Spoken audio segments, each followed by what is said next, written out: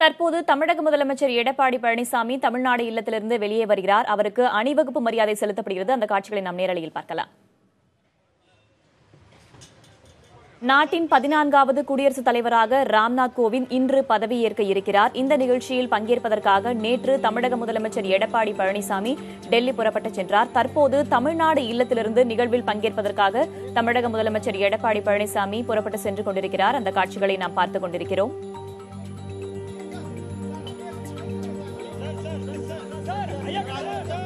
தமிழ்நாடு இல்லத்திலிருந்து புறப்பட்டுக் கொண்டிருக்கும் தமிழக முதலமைச்சர் எடப்பாடி பழனிசாமியை டெல்லியில் இருக்கும் தமிழக விவசாயிகள் சந்தித்துக் கொண்டிருக்கிறார்கள். அந்த காட்சியை நாம் பார்த்துக் கொண்டிருக்கிறோம். தென்னிந்திய நதிகள் இணைப்பு விவசாய சங்க தலைவர் ஐயாகனு தற்போது முதலமைச்சர் எடப்பாடி பழனிசாமியை சந்தித்து பேசிக் கொண்டிருக்கிறார்.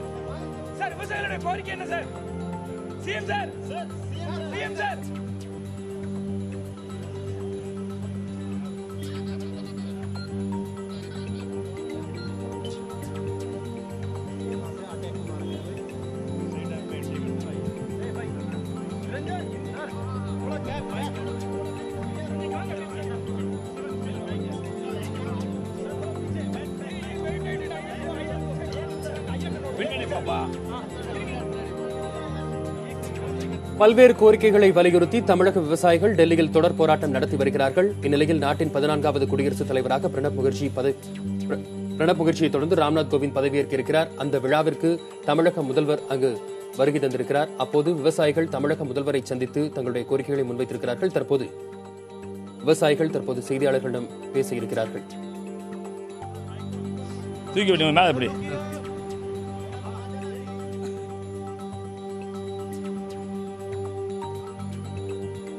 பாராளுமன்றத்திலும் வெங்கையா நாயுடு அதுபோல பைனான்ஸ் மினிஸ்டர் அருண்ஜேட்லி எல்லோரும் அந்தந்த மாநில விவசாயிகள் வாங்கிய கடனை அந்தந்த மாநில அரசு தான் தள்ளுபடி பண்ணணும்னு சொல்லிட்டு இருக்காங்க. நாங்கள் முதலமைச்சர் சந்தித்து ஒன்று நீங்கள் கடனை தள்ளுபடி பண்ணுறேன்னு சொல்லுங்க, இல்லையா இது மத்திய சர்க்கார் தான் பண்ணணும்னு பேச சொல்லுங்க அப்படின்னு இருக்கோம். இன்னைக்கு பாராளுமன்றத்தில் தங்களை எம்பிகளை வைத்து மத்திய சர்க்கார் தான் தேசிய மயமான வங்கியிலே வாங்கப்பட்ட கடன்களை தள்ளுபடி செய்யணும்னு பேசுறேன் இருக்காரு. அதே போல தமிழ்நாட்டில் நிறைய பக்கத்தில் இருக்குல்ல சின்ன சின்ன ஆறு காட்டாரெல்லாம் வெள்ளம் போய் கரையில் வேச கடலில் விழுவுது. அந்த ஆறுகளெல்லாம் அந்த ஏரியில் இணைக்கணும்னு சொல்லியிருக்கோம். உதாரணமாக மருதை ஆறு லால்குடி அரியலூரில் இருக்கு, அது காவிரி தண்ணீரும் பாயும், அது கரை வெட்டி ஏரியில் கொண்டு பாய்ச்சுன்னு சொல்லியிருக்கோம். அதே போல் கரூர் மாவட்டத்தில் தென்னை மரமெல்லாம் காஞ்சி போச்சு, நஷ்டம் கேட்டிருக்கோம். வெத்தலை கொடிக்கால் வாழையெல்லாம் அதையும் செய்யறேன் இருக்காரு. இப்படி ராமசாமி சொன்னார்ல, இது மாதிரி பல கோரிக்கையெல்லாம் பண்ணித்தரேன் இருக்காரு.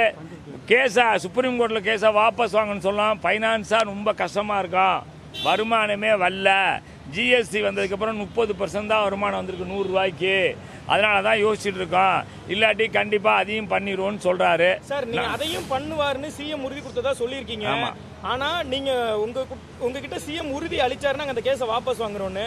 அதை தொடர்ந்து அந்த வழக்கு நடந்து உயர்நீதிமன்றத்தினுடைய உத்தரவிற்கு உச்சநீதிமன்றம் தடையும் விதிச்சிட்டாங்க. சோ இப்போதைக்கு உங்களுக்கு கடன் தள்ளுபடி கிடைக்க போறது கிடையாது. இந்த நிலையிலும் நீங்க சிஎம் அந்த வழக்கை வாபஸ் வாங்குவாங்க நீங்க நம்புறீங்களா? நீங்க ஐயா, நாங்க பரிதாபமான நிலையில் இருப்பவர்கள் விவசாயிகள். யார் எது சொன்னாலும் ஐயா செஞ்சியா கொஞ்சம் பண்ணி கொடுங்கய்யா பண்ணி கொடுங்க கேட்க கெஞ்சுவதற்கு தான் எங்களுக்கு மனசு இருக்க ஒழிஞ்சு ஏன் அப்படி பண்றீங்க அப்படின்னு திட்டுறதுக்கோ பேசுறதுக்கோ எங்களால முடியல ஐயா. நான் ஆமா ஆமா ஆமா முதல்வர் உறுதி கொடுத்தார் என்று அடுத்துதான் நீங்க போராட்டத்தை ஆமா ஆமா ஆமா ஆமா உங்களுடைய போராட்டத்திற்கு கைவிடப்பட்டதற்கு முதல்வர் தான் முழு காரணம். நீங்க தமிழகத்திலேயோ முதல்வரையோ கோரிக்கை வைக்காம மீண்டும் டெல்லிக்கு வந்திருக்கிறது ஏன் அப்படின்ற ஒரு கேள்விதான் எழுந்திருக்கு. இதுக்கு உங்களோட பதில்? ரைட், நாங்க முதல்வர் நீங்க பாக்குறதுக்கு முத நாள் மரியாதைக்குரிய பொன் ராதாகிருஷ்ணன் ஐயா எங்களை பார்த்து விவசாயத்துறை அமைச்சர் இல்ல அவர் உறுதிமொழி ஐயா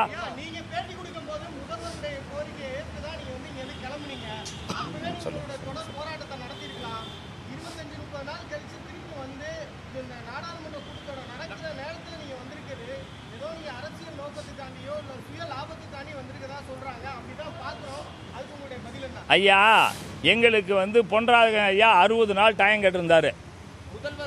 இல்ல ஒரு நிமிஷம் அவரும் 60 நாள் டைம் கொடுத்தாரு எங்களுக்கு. நான் சொல்றேன், நீங்க இல்ல 60 நாள் டைம் கொடுத்தாரு எங்களுக்கு. அதுவரை அதுக்குள்ள நாங்கள் வந்து வங்கிகள் விவசாயியோட நகையெல்லாம் ஏலம் விடாது, வங்கிகள் விவசாய நிலத்தெல்லாம் ஏலம் விட மாட்டாங்க, புதிய வழக்குகள் போட மாட்டோம்னு அவர் சொல்லியிருந்தார். அதே போல் தமிழக முதலமைச்சர் எங்களுக்கு அந்த உறுதிமொழி நான் பண்ணுறேன்னாரு. இப்போ அவர் மாற்றி சொல்கிறார். தமிழக முதலமைச்சர் என்ன சொல்கிறாரு? என்கிட்ட ஃபைனான்ஸ் இல்லை, வருமானம் இல்லை. ஐயா இன்றைக்கி சொன்னீங்களே ஐயா கேஸு போடலைங்க ஐயானா, இப்போ என்கிட்ட வருமானம் இல்லை, 30% ஜிஎஸ்டியில் வருது, எனக்கு 2000 கடையில் சாரா கடை மூடிட்டேன், அதில் வருமானம் 2000 கோடிக்கு மேலே எனக்கு நஷ்டம் வந்துருச்சு, நான் என்ன பண்ணுறதுன்னு இப்போ ஒரு வார்த்தைக்கு சொல்கிறாரு அவர்.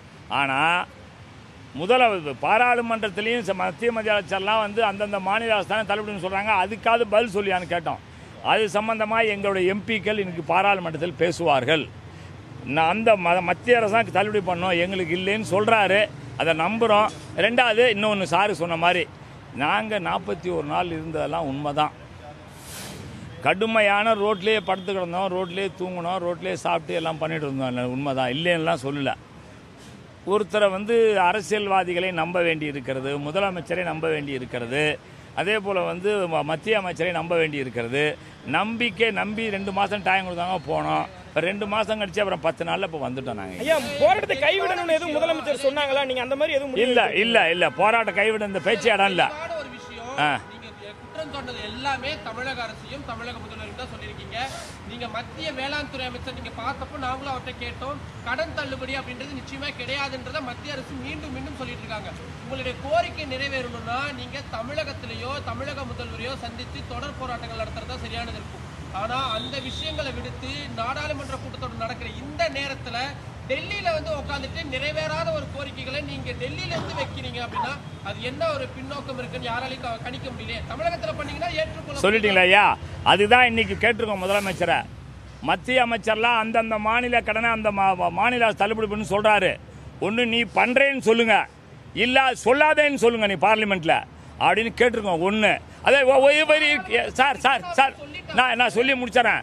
கடன் தள்ளுபடி மட்டுமல்ல எங்களுடைய நோக்கம், லாபகரமான விலை வேணும். அந்த விலையை காஸ்ட் அண்ட் பிரைஸ் கமிஷன் டெல்லியில் தான் இருக்குது.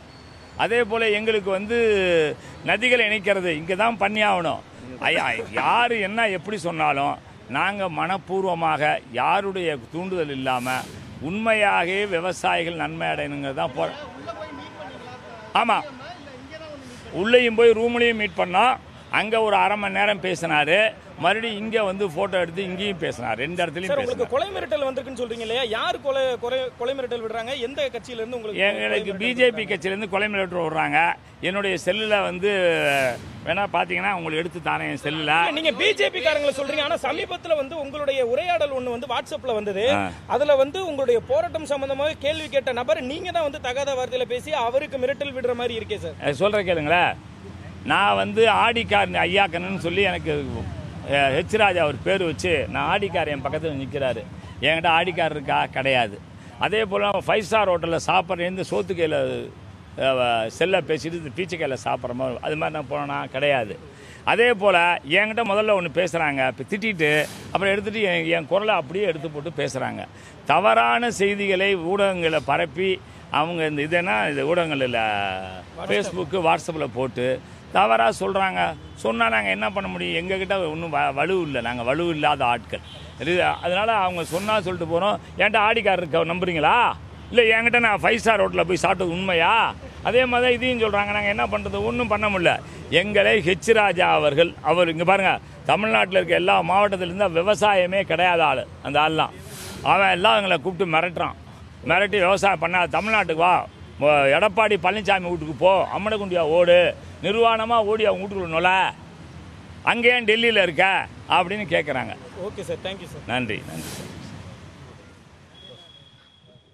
நாட்டின் 14வது குடியரசுத் தலைவராக ராம்நாத் கோவிந்த் பதவியேற்கும் விழாவில் பங்கேற்பதற்காகவும் பிரதமரை சந்தித்து தமிழகத்தின் சார்பில் பல்வேறு கோரிக்கைகளை வலியுறுத்துவதற்காகவும் தமிழக முதலமைச்சர் எடப்பாடி பழனிசாமி நாடாளுமன்ற வளாகத்திற்கு புறப்பட்டுச் சென்றார்.